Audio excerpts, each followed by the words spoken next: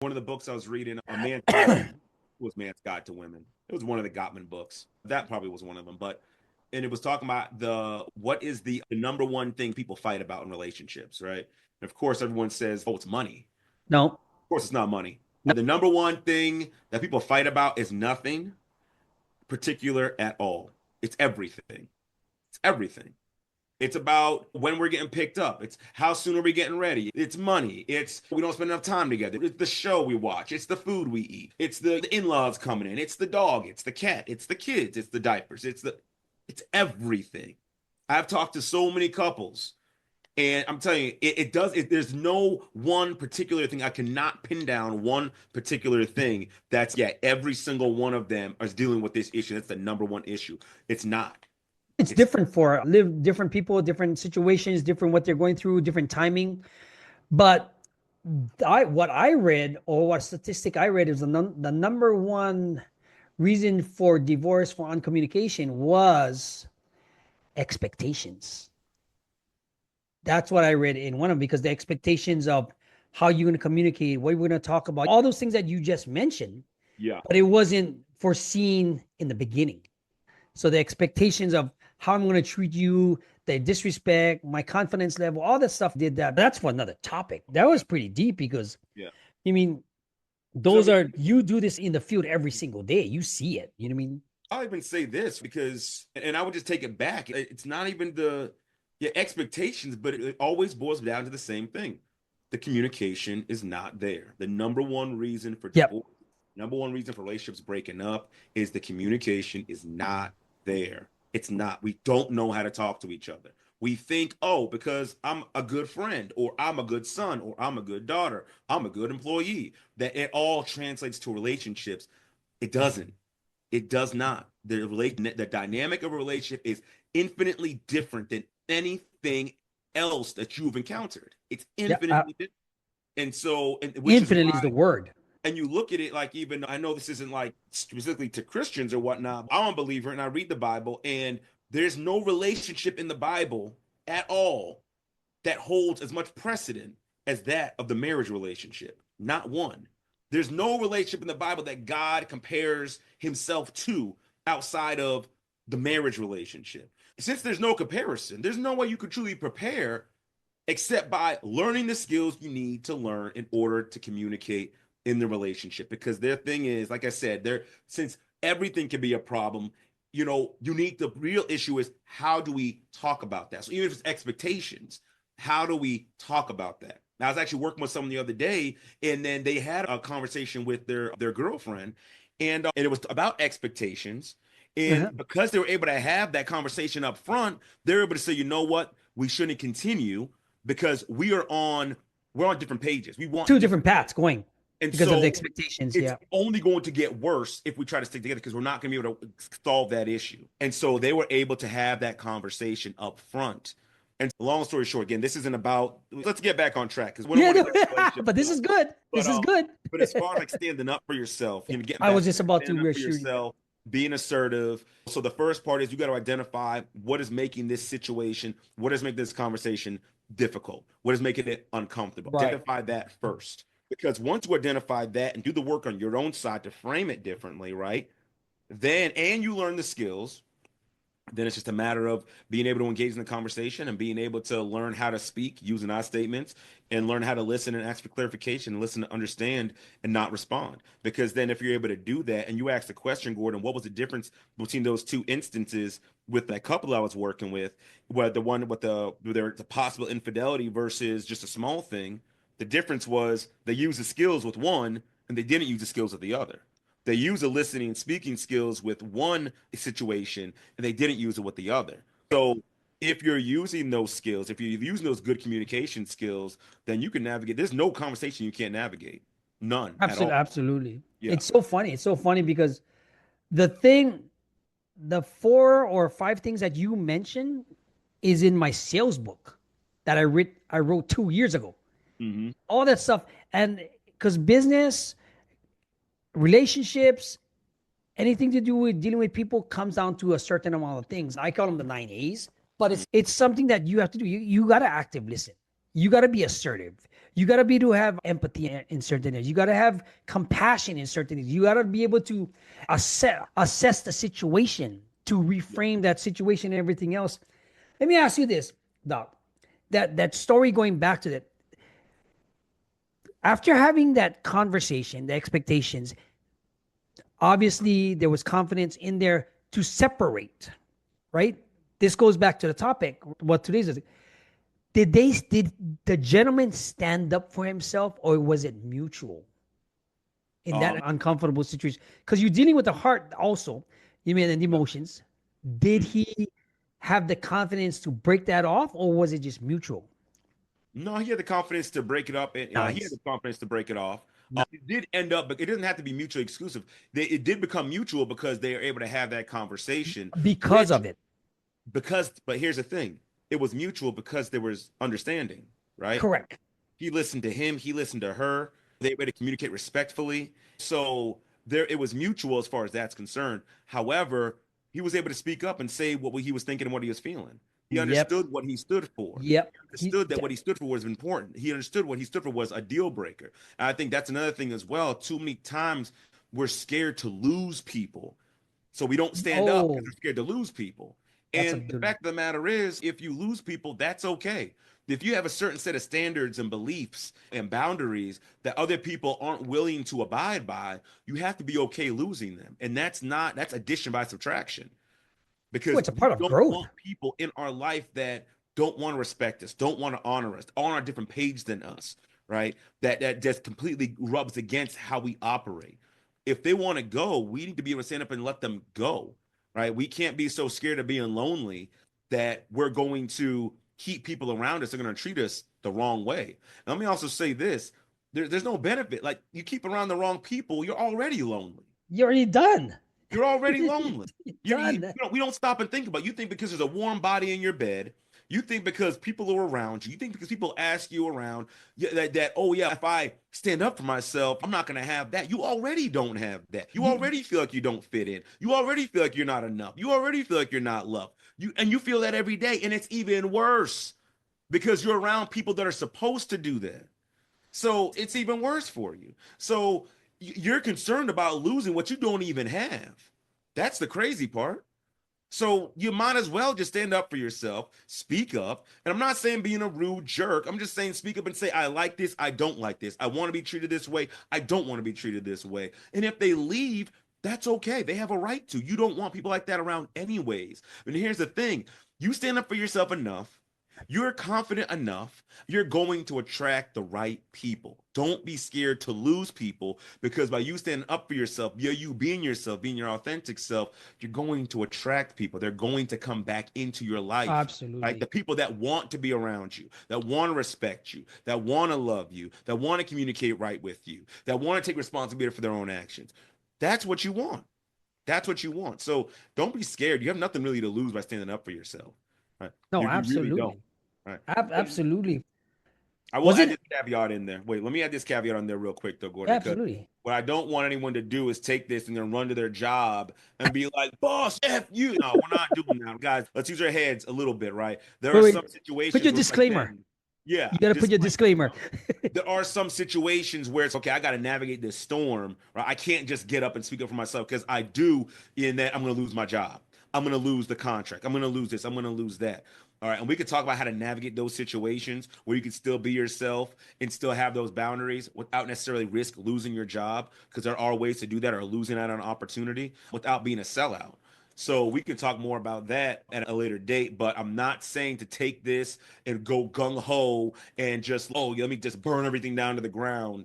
I'm not saying that. There is a way to do this without necessarily having that to happen. What I'm saying is, when you are in those spaces where you have that freedom to be yourself, these are like your marital relationship, or just your regular relationship with your girlfriend, right? Or your friendships with your family and friends and things like that, that you don't have to wait for. You can start standing up for yourself right now. But those other situations where there is a lot more on the line, we could talk about that in another video about how to navigate those situations. But don't just run up in there and just start, Dr. Keith said and Gordon said. They say, well, Dr. Keith and Gordon, listen, have them pay they, your paycheck.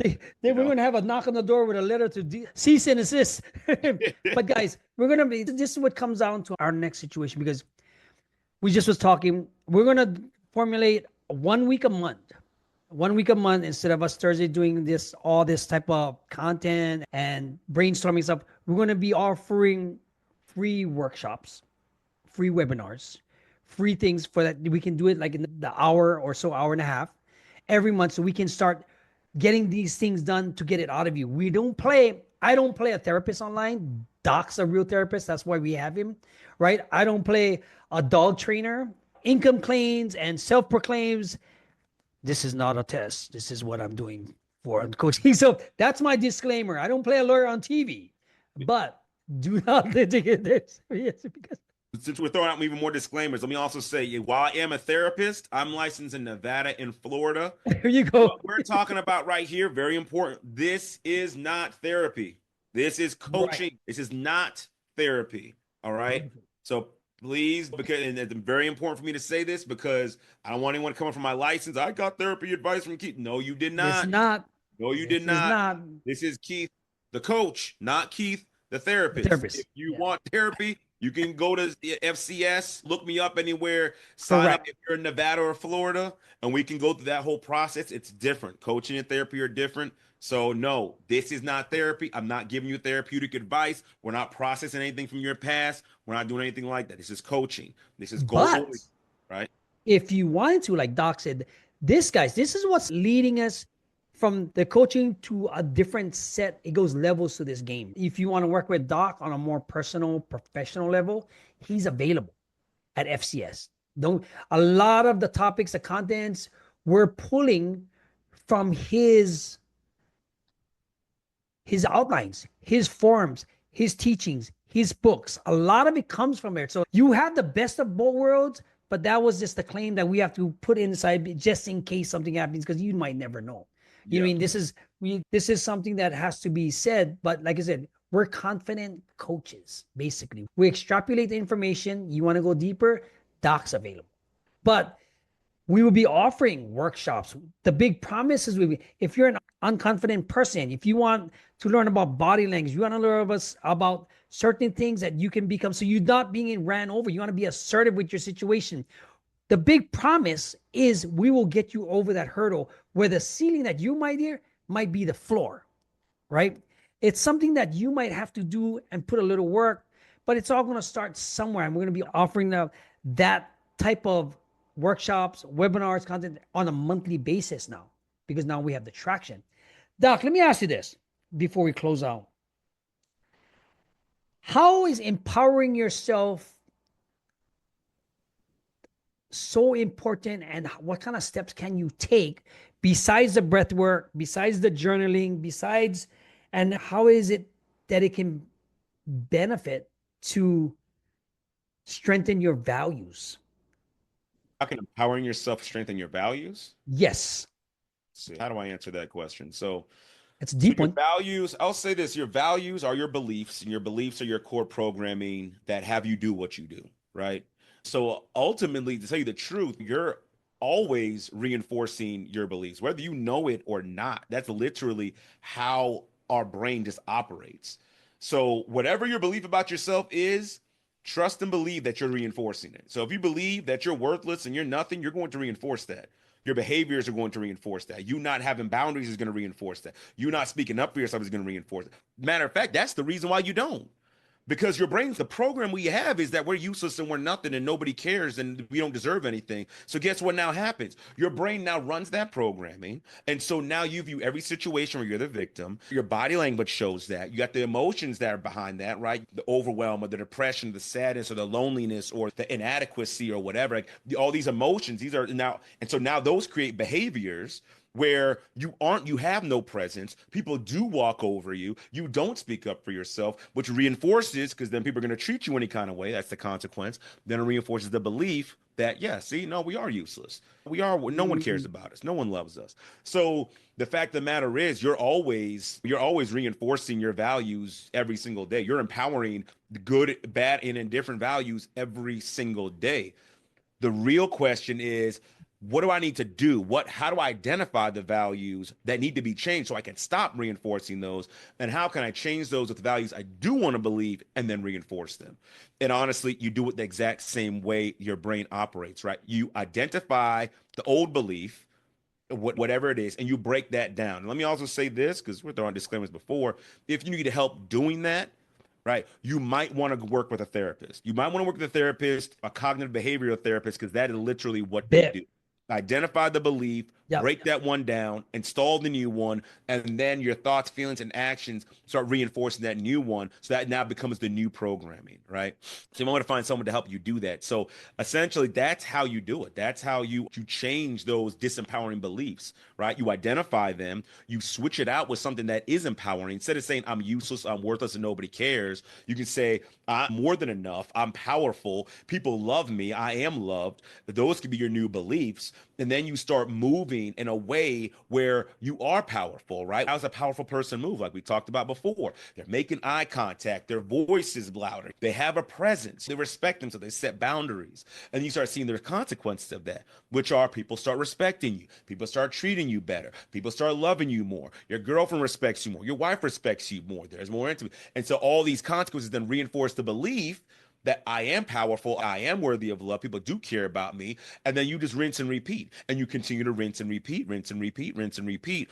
so that now becomes your new programming. So, long answer to a short question, but one, again, you're always empowering your beliefs. That's how it operates. So, if you want to change, if there's a belief you don't like, identify it, change it, with something that you do want, that you do, and then now make sure you generate the thoughts and feelings and actions associated with that new belief and get the consequences, the positive consequences, and continue to reinforce that till that becomes your new belief.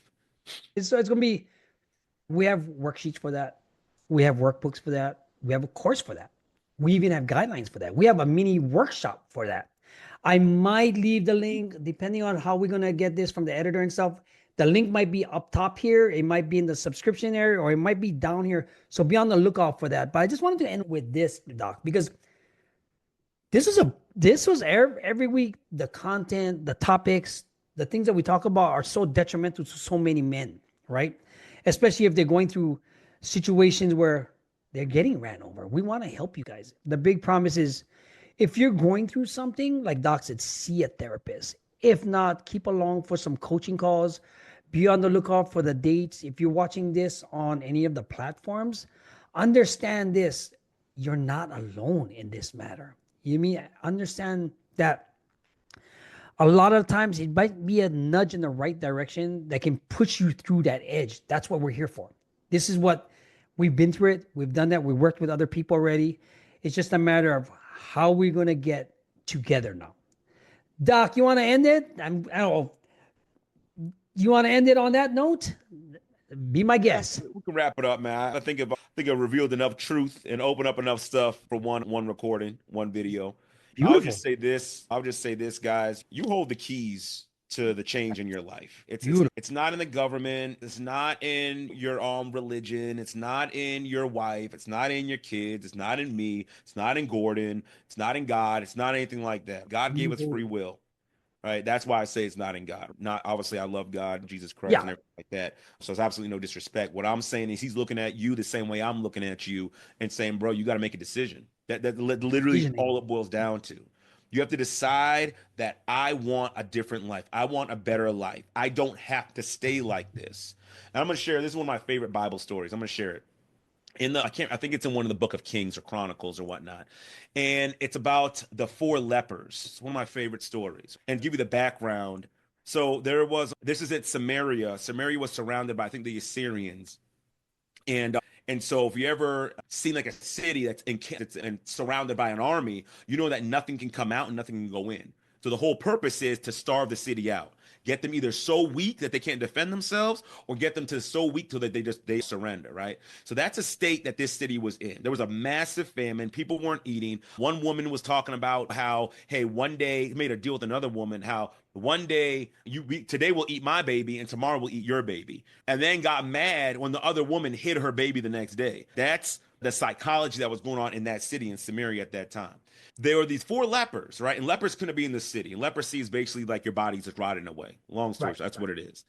And so there were these four lepers, and the four lepers were sitting around and they were hungry. I love this story, right? Because what is a leper? Leper, like I said, their body's rotting. They're not strong. They're not strong. They're not powerful. They get into a fight, they probably fall apart. They have no influence. They have nothing except the power to choose. So they're sitting around and they said, bro, we are hungry. And I'm paraphrasing, obviously. They said, bro, we're hungry. And they started analyzing the situation. They said, okay, if we stay here, we're going to die.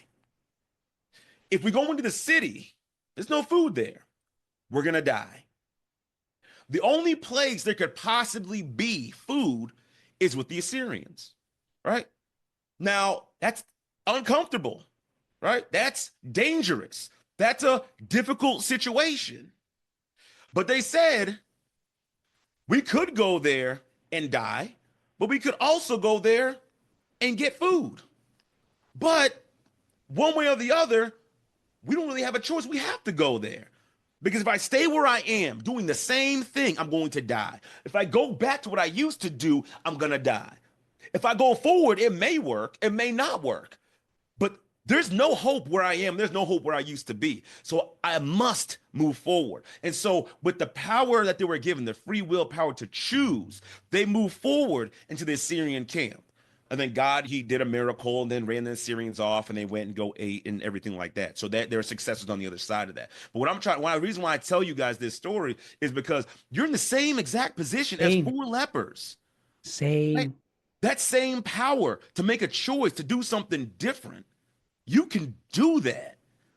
Now, maybe you move forward and things stay the same, but maybe things change. But one thing you can guarantee right now, that if you do nothing, you will never be anything more than what you are. You will never make it any further. Your relationship will not get any better. Your self-esteem and confidence will stay the same. And if you go back to what you used to be, you'll be in even a worse off state. Let me also say this. Not one person on this planet stays the same. I'm going to tell you this right now. There actually is no staying in the same spot. You're either getting better or you're getting worse. Yep. So by you not making a decision, you're actually making a decision. By you actually not making a decision to change, to do something different, you're choosing to stay the same, and your life is going to get progressively worse. Not better, not over time. It'll work itself out. It will not work itself out. You will be worse off if you do nothing than at least if you try and do something, make a different choice. That's the power you have. You don't have to be the same person you are today, tomorrow. You can change,